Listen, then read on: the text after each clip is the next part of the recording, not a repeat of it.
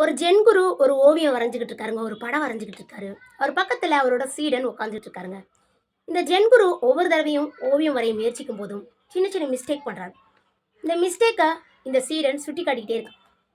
ஜென்குருவே இந்த மிஸ்டேக் பண்ணிட்டீங்க அப்படின்னு ஒவ்வொரு தடவையும் சுட்டிக்காட்டிட்டே இருக்கான். என்னமோ தெரியல இந்த ஜென்குருனால அந்த படத்தை வரையவே முடியலங்க. ரொம்ப கஷ்டப்படுறாரு. திடீர்னு இந்த சீடனை கூப்பிட்டு வரையறதுக்கு மை தீந்து போச்சு. அதனால மை கொண்டு வா அப்படின்னு அனுப்பிடுறாருங்க. இந்த சீடனும் மை எடுத்து வர போறான். அந்த கேப்ல போயிட்டு வர கேப்ல இந்த ஜென்குரு அந்த படத்தை அழகா வரைஞ்சு முடிச்சிடறாருங்க. திரும்ப வந்து இந்த சீடன் அந்த படத்தை பார்க்குறான். என்ன ஜென்குருவே, இந்த படத்தை வரைய எவ்வளோ கஷ்டப்பட்டீங்க, நான் போயிட்டு வர கேப்ல இவ்வளோ அழகா வரைஞ்சு முடிச்சிட்டீங்க, இதோட ரகசியம் என்ன அப்படின்னு கேட்குறான். இன்னைக்கு ஜென்குரு சொல்றாரு, நான் வரைஞ்சிக்கிட்டு இருக்கும் போது நீ என்னோட தவறை சுட்டி காட்டிக்கிட்டே இருந்த, என்னை குறை சொல்லிக்கிட்டே இருந்த, அதனால என்னோட சிந்தனை வந்து சிதறிச்சு, என்னால் ஃபுல் ஃபோக்கஸ்டாக வரைய முடியல. நீ என் பக்கத்தில் இல்லையா, அதனால நான் ஃபுல் ஃபோக்கஸ்டாக வரைஞ்சிட்டேன்.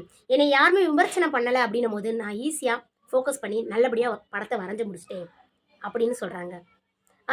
அதாவது நம்ம வந்துட்டு எந்த ஒரு விஷயத்துலையும் வெற்றி பெறணும், சீக்கிரமாக வெற்றி பெறணும் அப்படின்னு நினச்சோம்னா மற்றவங்க நம்மளை விமர்சனம் பண்ணுறாங்கல்ல, அதை நம்ம கண்டுக்கிறக்கூடாதுங்க.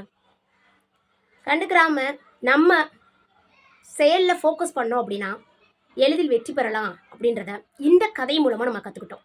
இந்த கதை பிடிச்சிருந்துச்சுன்னா லைக் பண்ணுங்க, ஷேர் பண்ணுங்க, சப்ஸ்கிரைப் பண்ணுங்க. நன்றி, வணக்கம்.